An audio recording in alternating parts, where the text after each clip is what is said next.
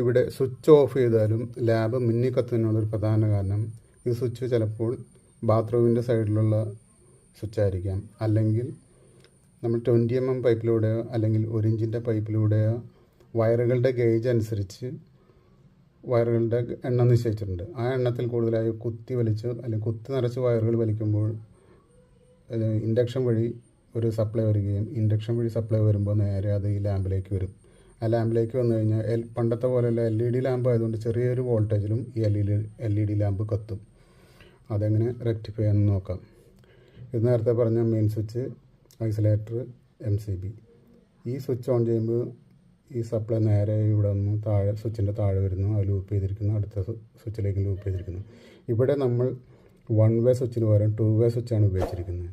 1 വേ സ്വിച്ചിന് പകരം 2 വേ സ്വിച്ച് ഉപയോഗിക്കുമ്പോൾ സെൻട്രൽ പോയിന്റിൽ നിന്നാണ് നേരെ ലാമ്പിലേക്ക് കൊടുക്കേണ്ടത്.